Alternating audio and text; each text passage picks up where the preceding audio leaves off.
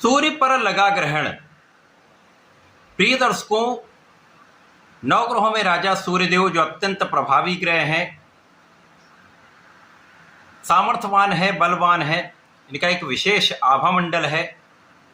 इस आभामंडल के समक्ष में यदि कोई ग्रह आ जाता तो उस ग्रह का प्रभाव निर्बल हो जाता है, वो ग्रह अस्त हो जाता है। अनुशासन के कारक सूर्यदेव है। राजतंत्र, शासन प्रशासन, प्रशासनिक सेवाएं, राजनीति के कारक सूर्यदेव है। सरकारी नौकरी के कारक सूर्यदेव है। पिता के कारक सूर्यदेव है। आत्मबल के कारक सूर्यदेव है। सूर्यदेव जिनका एक विशेष कर्तव्य है, उत्तरदायित्व है, क्षमता है। सूर्य के प्रथम किरण के आगमन के साथ ही इस जीव जगत में प्राण का संचार हो जाता है, प्रकाश का प्रवाह हो जाता है। साक्षात देव सूर्यदेव है। प्रिय दर्शकों, 15 जून को सूर्यदेव अपनी राशि का परिवर्तन करके मिथुन राशि में प्रवेश कर चुके हैं। यहाँ पर मिथुन राशि के स्वामी बुध के साथ इनका युति प्रभाव आरंभ हो चुका है। और चूंकि बुध और सूर्य अति मित्र के भाव में होते हैं, जिसके कारण ये अत्यंत प्रभावित था। मित्र की राशि में मित्र के साथ महायोग बन रहा है। जब इस प्रकार का योग बनता तो इस योग को बुधादित्य योग कहते हैं, जो अत्यंत प्रभावी योग होता है, जो आपको आपके नौकरी के भाव से, आपके कार्यक्षेत्र के भाव से, शासन प्रशासन से, सरकारी सेवाओं से, राजनीति से, आपके व्यापार से आपको आपके कार्यक्षेत्र में सर्वाधिक लाभ तथा सर्वाधिक सुखों की प्राप्ति कराता है। ये आपको योग्य भी बनाता है, आपकी क्षमता में वृद्धि करता है, बुद्धि बल श्रेष्ठ करता तथा नेतृत्व की क्षमता में वृद्धि करता है। तो वैसे तो ये अत्यंत प्रभावी तथा अत्यंत अनुकूल परिवर्तन है, परंतु इस युति प्रभाव पर राहु की दृष्टि का प्रभाव है, जिसके कारण सूर्य पर ग्रहण लग जाएगा और बुध जड़दोष में चल रहे हैं। और मिथुन राशि पर भी राहु की दृष्टि का प्रभाव कहीं न कहीं इस भाव को दूषित कर रहा है, जिसके कारण प्रारंभिक समय तो अत्यंत समस्याग्रस्त रहने वाला है। और सूर्य का ये गोचर काल कहीं न कहीं प्रारंभिक समय में समस्त राशि के जातकों को कुछ नकारात्मक या कुछ कम अच्छा प्रभाव दे सकता है। जय श्री गणेश, नमस्कार। मैं आचार्य संजय द्विवेदी। मेरे समस्त प्रबुद्ध दर्शकों का मेरे चैनल पर हार्दिक स्वागत है। प्रिय दर्शकों, आज मैं मीन राशि के लिए सूर्यदेव के राशि परिवर्तन का, इस ग्रहण दोष का किस प्रकार का प्रभाव आपके जीवन में परिवर्तन करने वाला है, कुछ लाभ देने वाला है अथवा कहीं पर समस्या उत्पन्न करने वाला है, समस्या है तो उसका क्या निराकरण है, संपूर्ण विश्लेषण मैं पूर्ण तर्क के साथ करने जा। प्रिय दर्शकों, इस राशिफल को आप अपने लग्न तथा राशि दोनों के अनुसार देख सकते हैं। और मीन राशि गुरुदेव बृहस्पति की राशि है। गुरुदेव बृहस्पति का वर्तमान समय में गोचर अत्यंत प्रबल अवस्था में चल रहा है, जहाँ पर ये अपनी उच्च अवस्था में होकर लग्न पर प्रभाव डाल रहे हैं। गुरुदेव बृहस्पति यहाँ पर गोचर कर रहे हैं, यहाँ से इनका लग्न पर प्रभाव, जिसके कारण लग्न तो अत्यंत प्रबल है, यहाँ पर कोई समस्या नहीं। परंतु जो सूर्यदेव का गोचर है, सूर्यदेव षष्टम के स्वामी होकर चतुर्थ भाव में गोचर करना आरंभ कर चुके हैं।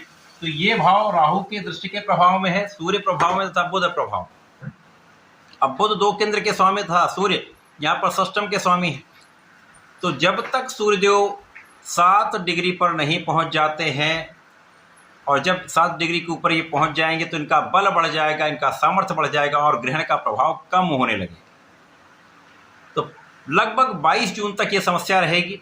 22 जून के पश्चात बुध भी राशि परिवर्तन करके अगले भाव में चले जाएंगे और सूर्य पर ग्रहण का प्रभाव कम हो जाएगा, जिसके कारण राहु की नकारात्मकता कम होने लगेगी। लेकिन प्रारंभिक समय में स्वभाव से संबंधित समस्याएं उत्पन्न होंगी। यदि आप नौकरी में हैं तो कुछ उतार चढ़ाव होगा, कुछ स्वास्थ्य समस्याएं आपको आपका पूर्ण परिश्रम आपके क्षेत्र में नहीं करने देंगी। इन समस्याओं के कारण आपको तनाव भी बढ़ेगा, बिना कारण से आपका व्यय भी बढ़ेगा। अनावश्यक यात्राओं में आपको थकान भी होगी, स्वास्थ्य भी डिस्टर्ब होगा तथा आपका अनावश्यक व्यय होगा। कुछ ऐसी समस्याएं भी हो सकती हैं जिनके कारण बिना कारण से आपका धन व्यय हो सकता है। अनावश्यक विवादों के कारण, किसी ऐसे रिश्तेदार के कारण, किसी ऐसे मित्र के कारण आपका कहीं न कहीं व्यय जो है कानूनी समस्याओं में हो सकता है, किसी विवाद को हल करने में हो सकता है। तो ये प्रारंभिक समय कहीं न कहीं आपको तनाव देने वाला है, स्वास्थ्य को निर्बल करने वाला है।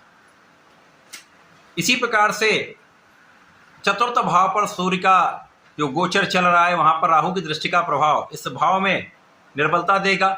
तो सुख संसाधन होते हुए भी आप सुखों का उपभोग नहीं कर पाते हैं। माता का स्वास्थ्य यहाँ पर निर्बल हो जाता है, जिसके कारण आपको तनाव होता है। माता पिता दोनों का स्वास्थ्य यहाँ पर कुछ निर्बल होगा। उच्चाधिकारियों से उतना अच्छा सामंजस्य नहीं बन पाता है, जिसके कारण कुछ मतभेदों के कारण भी आपके कार्यों में उतनी सफलता नहीं मिल पाती है। आपके प्रयासों के बाद भी आपको उतना लाभ नहीं मिल पाता है। परंतु जैसे ही 7 डिग्री के ऊपर सूर्यदेव पहुंचेंगे, बलवान होंगे, तो इस भाव की प्रबलता बढ़ेगी, सूर्य का प्रभाव बढ़ेगा। सूर्य का कार्यकत्व ही नेतृत्व करने का है, शासन करने का है। तो यहाँ से आपकी क्षमता में वृद्धि हो जाएगी, आप विवेकशील हो जाएंगे। आप जो भी निर्णय करेंगे उस पर आप अडिग रहने वाले। तो कहीं ना कहीं ये चीज़ें आपके लिए अत्यंत सकारात्मक प्रभाव देंगी। कार्यक्षेत्र में उच्चाधिकारियों का सहयोग मिलने लगेगा। कार्यक्षेत्र में आपके लिए हुए निर्णय, कार्यक्षेत्र में आपके प्रयासों से, आपके परिश्रम से आपको लाभ अवश्य मिलने लगेगा, जिससे धन की निरंतरता प्राप्त होने लगेगी। स्वास्थ्य समस्याएं कम होंगी। पिता का स्वास्थ्य पहले से अधिक ठीक हो जाएगा। यद्यपि माता के लिए आपको चिंता रह सकती है, तनाव रह सकता है। जैसे जैसे गोचर आगे बढ़ेगा, सूर्य 7 डिग्री से ऊपर लगभग 17-18 डिग्री तक बहुत अच्छा प्रभाव देते हैं, महाबलवान होते हैं। तो इस समय में विशेष रूप से आपके कार्यक्षेत्र पूरी उन्नति का योग बन रहा है। जब सूर्यदेव बलवान होते हैं, उस पर राहु का कहीं से प्रभाव प्राप्त हो जाए, तो ऐसा व्यक्ति प्रबल कूटनीतिज्ञ हो जाता है। इस समय में आपका बुद्धिबल बहुत श्रेष्ठ रहने वाला है। आप बहुत समस्याओं का निस्तारण कर सकते हैं। तो ये न केन प्रकार आप समस्त समस्याओं का निस्तारण करते हुए अपने क्षेत्र में आगे बढ़ेंगे। और राजनीति में तो यहाँ पर झंडे गाड़ सकते हैं, यदि आप सोच विचार कर कार्य करेंगे, समझदारी से निर्णय लेंगे, कोई भी काम करने से पहले उसके बारे में एनालिसिस कर लेंगे, तो इस समय में आपको सर्वाधिक लाभ भी प्राप्त होता है। प्रिय दर्शकों, इस समय में राहु का सूर्य पर प्रभाव है। यद्यपि लग्न बलवान है, परंतु यहाँ पर अपयश का योग बनता है। अतः आप किसी भी कार्य क्षेत्र में हैं, सभी क्षेत्रों में अपनी छवि का विशेष ध्यान रखना होगा। कोई भी ऐसे कार्य में ना पड़े जो अनैतिक हो। कोई भी ऐसा विवाद ना करें जिसपे आप पर आक्षेप लगे। विशेष रूप से कानूनी समस्याओं का योग बन जाता है कभी कभी। अतः इस समय में यदि आप राजनीति में हैं, यदि आप सरकारी नौकरी में हैं, सरकार से संबंधित किसी काम में हैं, तो वहाँ पर आपको बहुत समझदारी से चलना होगा। अपनी छवि को साफ सुथरा रखना होगा। अनावश्यक कार्यों से बचें। ऐसे आय के स्रोतों से बचें जो कहीं ना कहीं अनैतिक कार्यों से होते हैं। न्यायोचित रहेंगे, अपने काम में पूर्ण निष्ठा रखेंगे, पूर्ण परिश्रम करेंगे, तो बहुत कुछ बचाव भी यहाँ पर हो रहा है। क्योंकि गुरु का प्रभाव भी है, तो यश का भी योग बन रहा है। यदि आप इन समस्याओं से बच जाएंगे तो आपका नाम भी होगा। और यदि जरा सी लापरवाही हो गई तो कहीं ना कहीं आक्षेप लग सकता है या आपकी छवि कुछ धूमिल हो सकती है। इस समय में आपको इस चीज़ का ध्यान रखना होगा और सूर्यदेव को जल देना होगा। ओम घड़ी आदित्याय नमः का कम से कम 27 बार जप तो करना ही चाहिए। और इस समय में यदि गायत्री मंत्र का जप करते हैं विशेष लाभ मिलेगा। इसके साथ ही साथ भगवान श्री हरि की आराधना करें। ओम नमो भगवते वासुदेवाय का नित्य जप करें। यदि विष्णु सहस्त्रनाम का पठन करते हैं अथवा राम रक्षा स्रोत का पाठ करते हैं तो निश्चित रूप से इस समय में आपकी संपूर्ण सुरक्षा भी होगी, लाभ आप पूर्ण रूप से प्राप्त कर पाएं। तो ऐसा करके इसका उपयोग करें। धन्यवाद, नमस्कार।